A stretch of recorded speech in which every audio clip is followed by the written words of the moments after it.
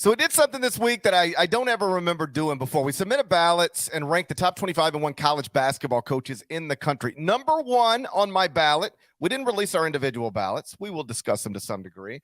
But number one on my ballot was Kansas coach Bill Self, and number one on our list was Kansas coach Bill Self. So, Deadlay, let's stop here for a second. Can I ask whether you also had Bill Self number one on your ballot? Bill Self was number one on my ballot. Before we get into the overall list, it was you, me, David Cobb, Kyle Boone, of course, that put in for the votes. The interpretation of this was left up to each of us to how we were going to assemble our lists. And so I took this to be, the title on the story, I think, is, who are the best head coaches in men's college basketball. To me, that was, okay, you have a power conference program right now. Prioritize your list of who you would choose to lead that program tomorrow. If you had a choice, if it was your choice and money was no object, how would you order that? And so I took into account accomplishment. Sure. Like, Jim Boeheim did make my list because, as was noted on the previous episode, he's about to win 1,000 games for a second time. But Jim Boeheim would not be in my top 10 choices right now to lead a program. That being said, he does deserve some respect for what he has been able to do. Huggins, freshly into the Hall of Fame, also made my list.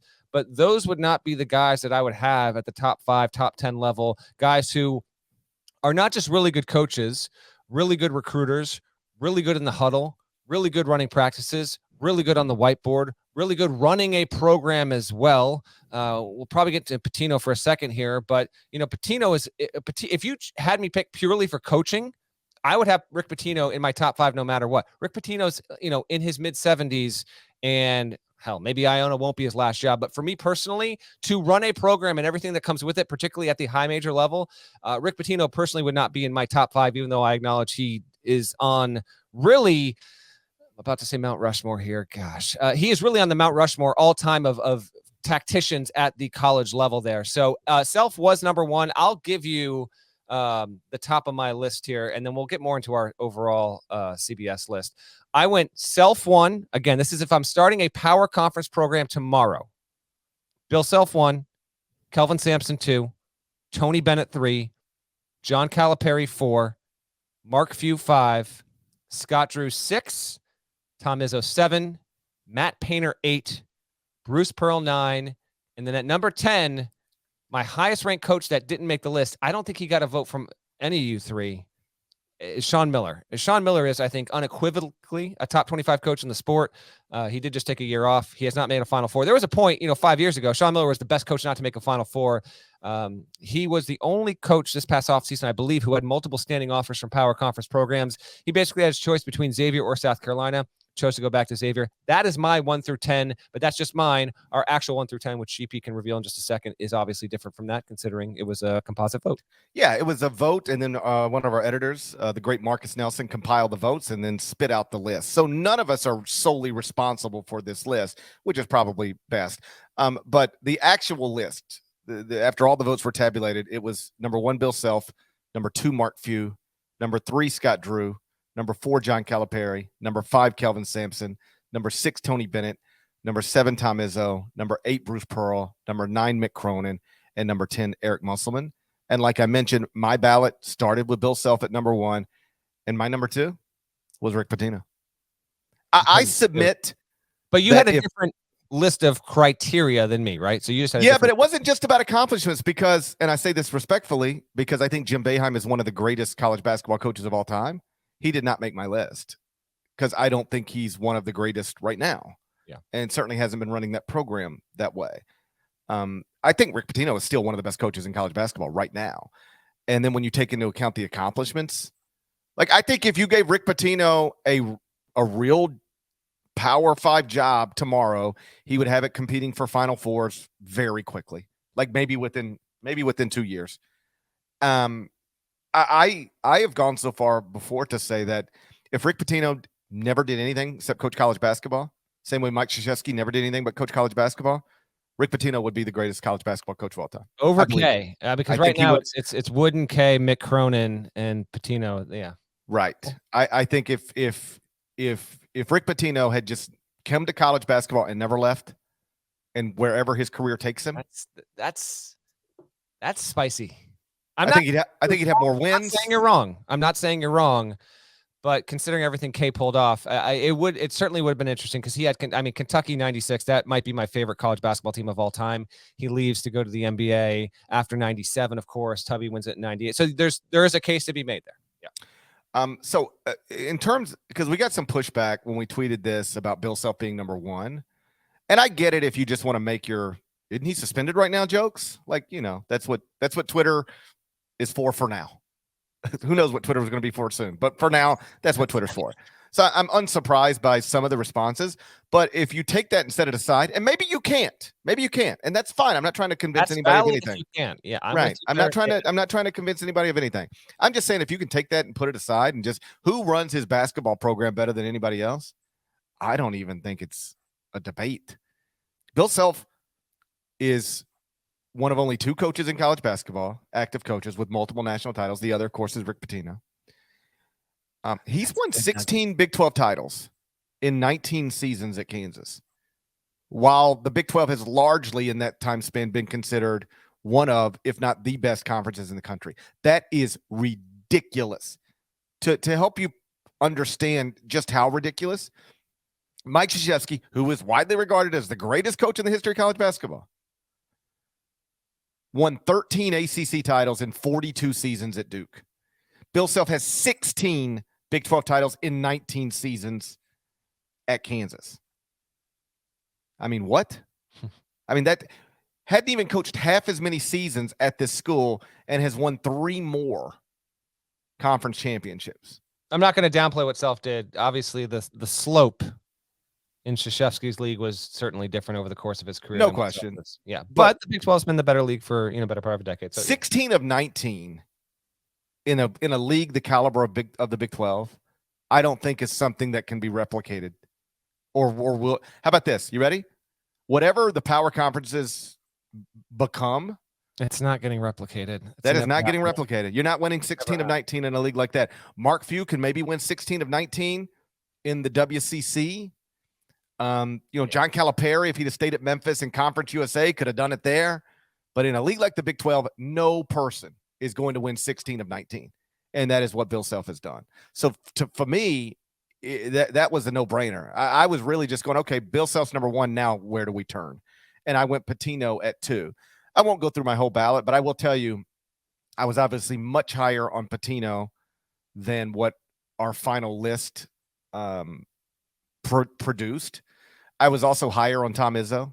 He's 7 on our list. I had him in the top 5. I was higher on Chris Beard. I was higher on Chris Holtman. I was higher on Tommy Lloyd. I was higher on Ed Cooley. And I was higher on Randy Bennett. And there are 4 guys who were on my ballot who didn't actually make our list. And those 4 guys, I don't mind saying, are Buzz Williams, Dan Hurley, Andy Enfield, and Jamie Dixon. I didn't have any of those. I have not totally cross-referenced who I had that didn't get on. I have Mike Bray on my list. I don't think I'm going to read off just so everyone listening here. Here's the list. Parrish gave you the top 10. 11 is Pitino. 12 is Matt Painter. 13 is Beard. 14 is Rick Barnes. 15 is Leonard Hamilton. 16 is Bob Huggins. 17 is Chris Holtman. 18 is Tommy Lloyd. Don't get out of the segment before we hit on Tommy real quick. 19 is Hubert Davis. 20 is Brad Underwood, who Underwood was my last cut. He was not on my list. He was my last cut. 21 was Cooley. 22 was Boeheim. 23, Dana Altman. 24, Randy Bennett. It's a top 25 and 1 in CBS Sports branding tradition. 25, Greg McDermott also was in my final rounds. He did not make it through on my list. And then 26 is Juwan Howard. So I had on my list who didn't make it: Bray, Thad Matta, Sean Miller, and I put Anthony Grant and Mark Schmidt on my list on the back end there. What Mark Schmidt has been able to do. Mark Schmidt's a good one. Mark Schmidt's a good one. I basically picked Mark Schmidt over Brad Underwood. And again, we're splitting hairs at this point. Mark Schmidt's level of difficulty is so insane at St. Bonaventure, as particularly when you see when he took that job. And I didn't want to make this only a power conference kind of thing here, that I wanted to lob him a vote. I knew he probably wouldn't crack through because I didn't know if anyone else would have voted for him. Anthony Grant, he did not thrive at Alabama, but when you look at his career in totality, and I did bake in just a little bit of predictiveness here. I think, if Dayton can do what we're thinking it should do, and by that I mean sit somewhere between a 3 seed and a 6 seed or 7 seed this season when we get to the tournament, like I think he will have a valid could have had a 1 seed 2-3 years ago. We didn't have a damn tournament. That's probably working against him a little bit there. I did not vote for okay, obviously Shire not on the list. He hasn't coached a game. We can't put him on the list. And that was my thing. Shire was initially like on my group of people to consider, and I was like, I think like he'll be on this list next year, I believe, but he has not. At the time we submitted our ballots, he had not coached a game, and I was like, maybe that should be where I set the bar. You have to at least have coached one game before you could make this list. I didn't put the likes of Tommy Lloyd, Hubert Davis on the list. They were really good in year one. I just needed a little more on the resume. I need a little more on the pile. That's all. They were certainly under consideration, but frankly, I traded off between, like, right now, if you gave me Tommy Lloyd to run my program or Jim Boeheim made my list, I would take Tommy Lloyd quite clearly, but I wanted to at least have a nod to Boeheim, who's one of the best coaches of all time. If we're publishing a list that says the top 25-1 coaches in college basketball, to me, Jim Boeheim needs to be on that list for all that he's done there. But it wasn't easy. And again, the criteria was not strict to all of us. We were able to interpret it the way they were. We haven't done this before, and it is pretty fascinating. I also, in looking at this, a couple other thoughts. One, this was made a bit easier by the fact that we have had a lot of really good Hall of Fame level coaches leave the sport in the past year or two. So it enabled other coaches to be under consideration and ultimately make the list there. I didn't include Juwan Howard. That's also a pretty good one. That was the one when he made it onto our final list. I was like, yeah, there's something to be said for that. Juwan Howard versus my pick. I think Juwan belongs on the list. I think that's probably got to be on there. I think he's probably got to be on there. But I overall, when I just read off the back end, you heard Parrish read the top 10. If you need to rewind, go back and listen again. I don't really have a ton of issues. I only think that, like, Sean Miller you can shrug him off in the same ways that you might want to with Bill Self at 1. And I get all that. And I think he will eventually face a suspension whenever the IARP case comes down. But I just think he is quite clearly a top 25 coach in the game. That's the only one who didn't make the list that I think probably has a right to it. But there you have it. The truth is, and I think this is the way, by the time you get to January, the top 25-1 that I do every morning also looks like, when you get outside of the top 15, the next 25 to 30 are all reasonable candidates. And so there's some guys that undeniably have to be on this list, like Bill, Mark Few, Scott Drew, John Calipari, Kelvin Sampson, Tony Bennett, Tom Izzo, Bruce Pearl, Mick Cronin. I think Eric Musselman at this point, Rick Pitino, Matt Painter, Chris Beard, Rick Barnes. Like, I think that group has to be on everybody's list.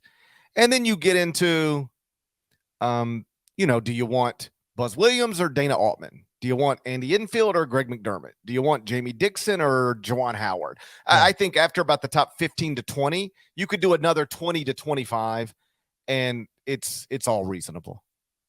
Agreed. I like seeing that Randy Bennett made the list. You and I might have, I don't know if Boone or Cobb put him on, but so you and I might have single-handedly made sure that's the case. Similar situation to Mark Schmidt, obviously. I mean, St. Mary's is a tiny, tiny school in the middle of Moraga, California, that he's been able to at least keep within arm's length of a Gonzaga program that's become a behemoth. I think he objectively has to be right there. And yeah, McDermott made top 25. That's valid, and it might be more validated by what Creighton could be this season, similar to what I was doing with some projection with Dayton there. We'll link this in the podcast description if you want to give it a read. David Cobb did the capsules for all these guys. It was certainly pretty intriguing, and I've heard a little bit of feedback there from the list, as is as is to be expected there. But I'm with you when I look at this, because I'm kind of scrolling back right through here. Top 15 overall, pretty good case for guys that just need to be in that mix there. And again, we go Self 1, Few 2. Now, Few doesn't have a national title. Drew has a national. What? Yeah. So I'd never heard that before. Okay. But, let's just focus on the top just to begin. I struggled with this because I did rank Few ahead of Drew by one spot. Few has just done it longer at a play. Like, I don't know. It's just one spot, so whatever. But I was like, who deserves to go in this spot more? And to me, it was a big time toss up. But lo and behold, that's how it shakes out. Few 2. Drew has a national title. He's 3. Cal has a national title. He's 4. Samson doesn't. Maybe he'll have one in 5 months. But when you look at what he's done at Houston, has been big. Bennett has a national title. He's 6. Izzo, obviously, he's at 7. Pearl does not. Cronin does not. Musselman does not. Patino does. He's the lowest ranked one on the list with a national title. There are others, obviously, that have made a Final Four as you continue to move on down the list there. Very fun exercise. Just a correction. Jim Boeheim would be the lowest guy. Oh, yeah, you're right. With a national championship, but still, you get the point.